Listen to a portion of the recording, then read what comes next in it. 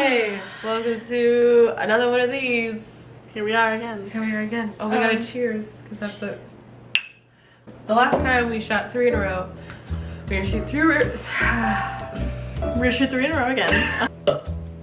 Yikes. Turns out to be evil.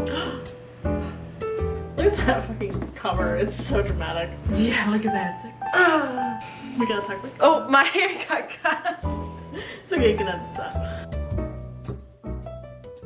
Disclaimer for the start of this video, don't drink unless you're 21 or older. Unless you're 21 and older. So you can see that we changed hairstyles. We did change hairstyles. We decided to switch hairs. It's I went with the straight across bangs and she went with the side bangs. its thing, and my hair is all gone now. My hair is still fucking long. We're gonna start with the worst. So let's start with Hush Hush. By Becca Fitzpatrick. She can't even fucking give herself a Rebecca. She can't. Anyway. No, it's Becca. Disclaimer, as we do at the beginning of all these reviews, we are not out to attack the author. We're not out to attack the story. This is purely fun. We criticize, but again, we are not published authors. Yes. We're not English majors. We are doing this purely We're just two young adults that love fantasy novels. We're doing this purely out of fun. Also, they're still making money off of this no matter what. Yeah. So this book goes in the Twilight theme. It's again the classic story of the girl is clarified as normal. Then a transfer student comes in, this guy who's mysterious and like all of a sudden has like a thing for her and she's like, I don't know, and then they eventually get together. So let's play the game of which quote will be Here at it the is, it's right beginning. here. It's a Bible quote. 2 Peter 2:4. God spared not the angels that sinned, but cast them down to hell, and delivered them into chains of darkness to be reserved unto judgment. ... Feather thing. This whole book is about this girl, Nora Gray. Her dad's dead. And he hasn't been dead for that long. He's like newly dead, like a few years. He's fresh. Lives in an old farmhouse with her mom who works for an auctioneer company, so her mom's like in and out of the house a lot. She has like a maid/sitter type person. She's like Russian or something. I thought she was Spanish. I don't know. She's some racial stereotype. Sorry, we didn't read the book. She's in high school. I think it's her junior year. There's a transfer student, and his name is Patch. Which is not his real name. But we don't find out his real name in this book. Yeah. To my knowledge. So his name is just fucking Patch. Like a dog or a famous doctor. Douchebag. He's like, what, her chemistry partner? Or no, health class. They get reassigned partners because her best friend V Sky. Nora Gray and V Sky. Gray Sky. Which I didn't actually get until she told me today. And then with Patch, it's a patchy gray sky. Her and V together, and then their health teacher is a fucking asshole, and he's like, let's switch up partners. He's a coach, which, actually that's pretty accurate. Yeah, that he's an asshole. Yeah, Oh, but you find out later that Patch was manipulating him. So that he and Nora would be partners because, spoiler alert, the entire first half of the book, he's trying to kill her. But we're gonna get into that. We'll get into that later. He is like not interested in school, and she's like really like responsible and studious and whatever. And he's just kind of a dick, and he's really creepy and weird. Oh, so there it goes, but it wasn't that great. Twinsy! Yay! He is like hardcore, like hitting her, being a real douchebag. She's like, I just want to get this project over with. She's also dealing with life because, again, like her dad's dead and her mom is in and out of the house. So she, she's grown up. She's had to grow up faster than like a normal teenager. Meanwhile, her friend V is very much a teenager and is just like, hey, let's go do things and be kids. And also, I'm not a great friend. So what happens is they end up going to a carnival with this other dude. His name is something. I really don't care. He's really forgettable. the antagonist in this book only. He doesn't come back. He's like this preppy dude, and he's like really into Nora, and then his friend is like... Who's also a creep. They're both creeps. His friend V is really into, but this guy like makes Nora very uncomfortable, and she's like not into him. And this is where like one of the main issues I have with this comes in. Throughout this book, Nora meets this guy, and V really wants Nora to be like with this guy. So like she's like, oh my god, he's so cute and handsome, and you have to be with him. She's like forcingly being a wingman, and Nora's like, no. And Nora's like very uncomfortable by this guy, and she thinks he's creepy, and she's not into him, and she tries to express this to V, and she's like, I'm just not into him, he creeps me out. And V like doesn't care and is kind of a dick about it, and that makes me really uncomfortable. Yeah. So they do some stuff. She gets into a car accident, there's like this guy with a ski mask. And then it's like one of those weird things where it's like, it's V's car. She's driving V's car to go back to her house. And then she gets in the car wreck, and it's like this guy in a ski mask, and she's like he's trying to get at Nora. And then Nora freaks out, and she gets away. And then she drives the car to V's house, and then she goes in, tells V the whole thing, and then when they come out, the car's fine. Yeah. Like, no damage. And she's like, and it's like, what is happening? She thinks she's losing her mind. And then when they go to the carnival, it happens again. She runs into Patch. They go on this new roller coaster called the Fallen Angel. Plot point. She has like this vision of her like falling out of the car and like dying horrifically. It cuts back and she's Like, fine. what the fuck? And Patch is kind of like, what's wrong with you? He's like, you're fine. She tries to get away from Patch. She's like trying to find V and the two guys from the opposite school, and she can't find them. So then Patch, and like V was her ride, so then Patch is kind of like, well, I have a motorcycle, I can drive you home. And she doesn't really have a choice. She's like, okay. They go back to her house, the farmhouse. Her mom is away on business. Her maid is not there that night because she's already done her duties. They have tacos together. He makes tacos for her. True love is when they make tacos. Is that like a euphemism for sex? Should they have like tacos? What is that, like a vagina? Yeah, you've never heard that before? No. So this is when they first start having like sexual tension, because like there's a weird thing with a knife, and Nora's kind of like scared, like what is he gonna do with that knife? But then of course that goes away, and then he like lifts her up on the counter and like they kiss. And then no, they almost kiss. Oh, right. It's one of those teases where it's like he has a baseball cap on, and then at one point when he lifts her up on the thing, she just goes, take off the hat. He's like, and then he takes it off, and they lean in, and then her mother cock blocks them because her mother calls. And then he goes. He's like, I gotta go. But like, it's weird. Like, I'm not a big fan of relationships that are built on like mistrust, and like he kind of scares me. And then things just keep getting weird. Like, the guy that her friend really wants to be with is getting more squirrely and creepy.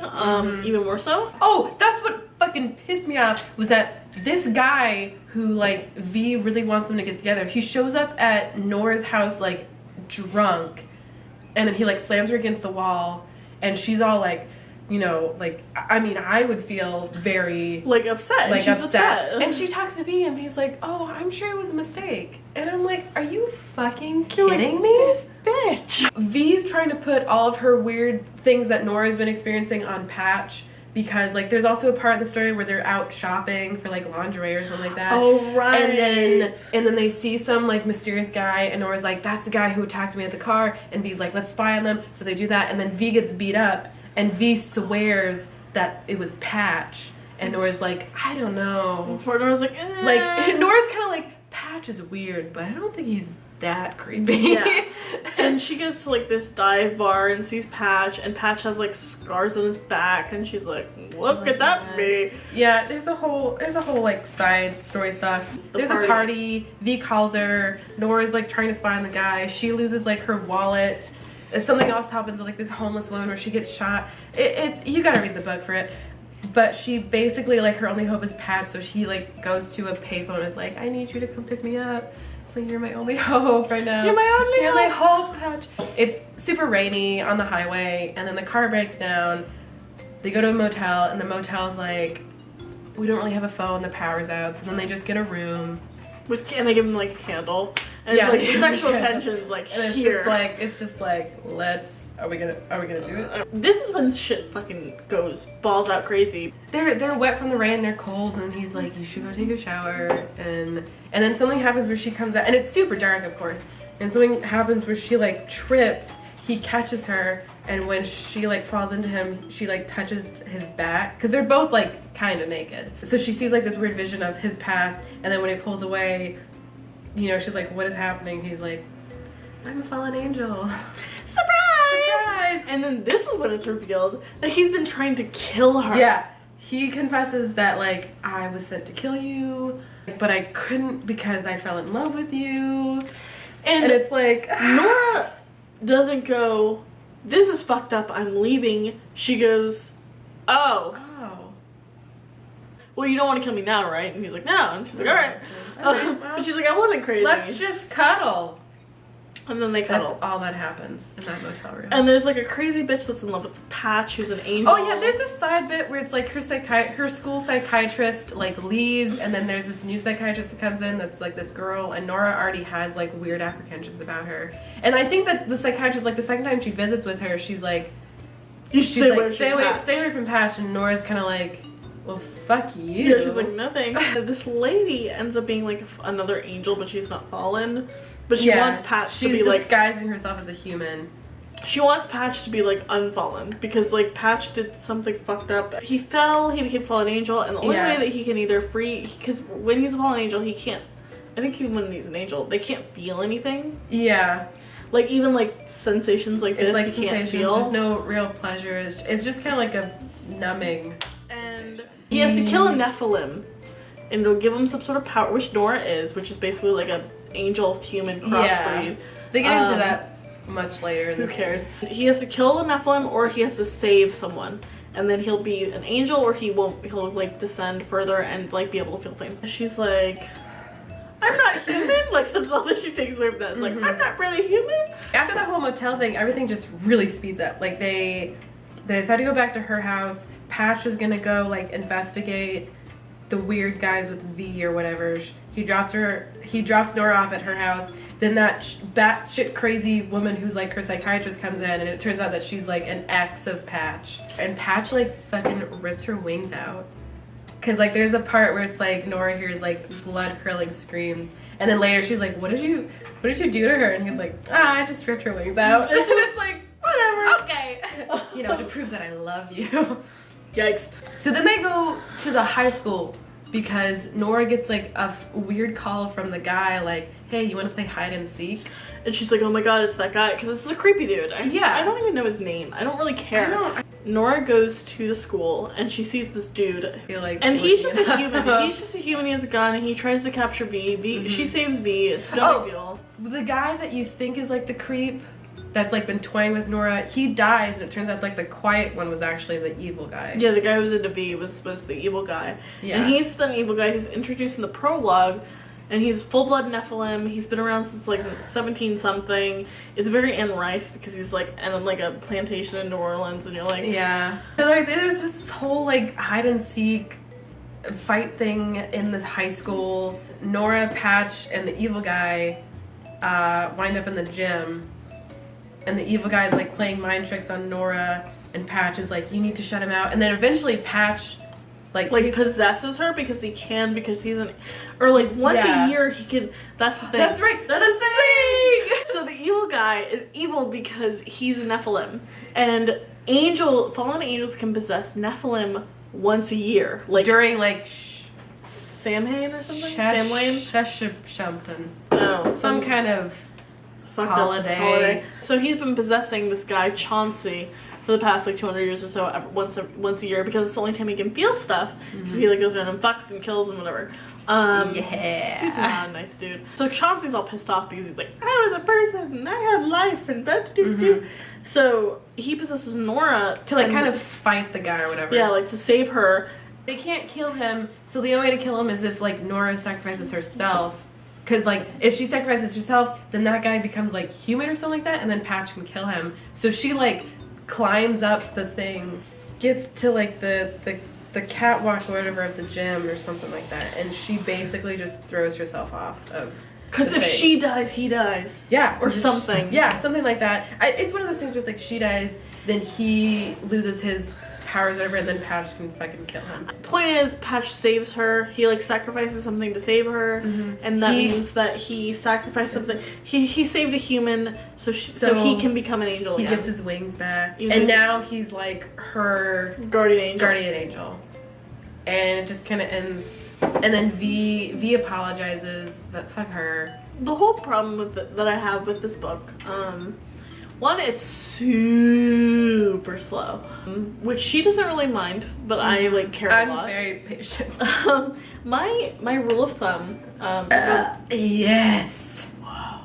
For both books and media, my rule of thumb is that the book has a certain amount of pages to get me invested in the characters, and if I'm not by that point, then I'm like, I don't care for the rest of the book. Another problem I have is that like throughout the whole book, we're seeing like Nora have these visions and these weird things that happen to her, and it keeps being like poo-pooed away, like she's just crazy, or she's just having these weird things, or it's her grief or whatever, and then suddenly it's not that way, and it's just like it's like whiplash, and it ends up being like a weird disconnect with the reader, because we've been told this whole time that these things don't exist, fallen angels don't exist, there's nothing paranormal happening, that you do not, these are not the droids you're looking for, until we get to this one point in the book where it's like, no wait, it's all supernatural, we're just fucking with you.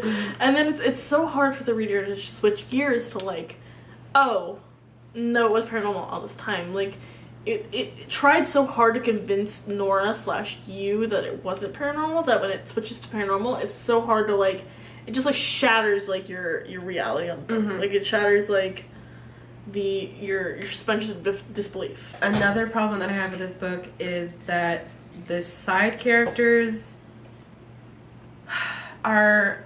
they have the classic thing where it's like, take her best friend V, they're supposed to be like best friends, and it's not just this book, it's like later on the series, until like the fourth one, which is the final one, is when you finally are kind of like, okay, V's learned her lesson. But like the other, the first 3 books, it's kind of like, can V just grow up, because she's not really being a good friend.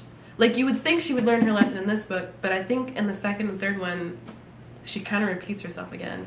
Like, she's not trusting Nora. We've been friends for a long time now, like, and we've been close for like 6 years or more, and they've supposedly been friends for like 10 or more years. Yeah, it's they've grown up together. Even if like we're close, and if I was feeling uncomfortable with a dude, and I was like, I don't feel comfortable, I don't want to be around this dude, and if she was like, too bad, he's good for you, like I'd be like, okay, bye. Like we wouldn't be friends anymore. Like it's not healthy.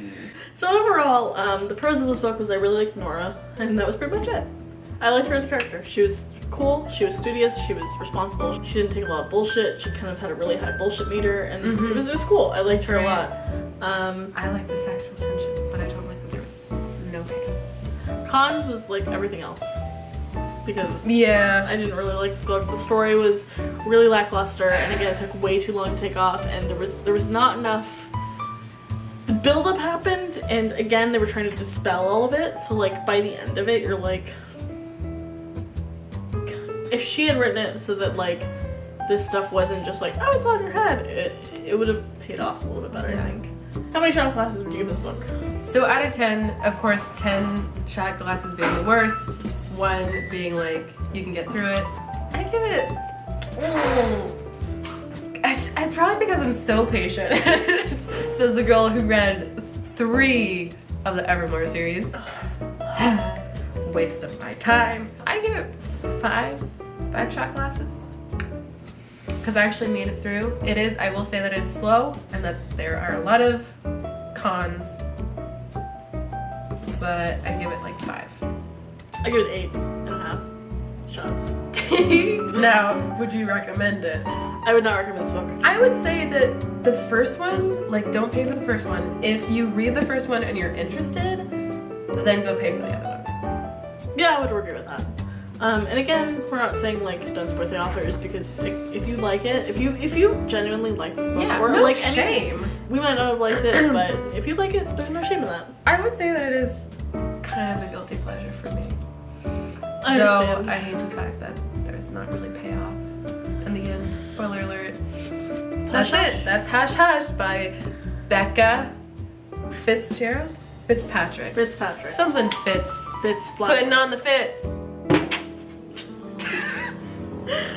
All right, next one. I'm upset that I'm not burpy right now.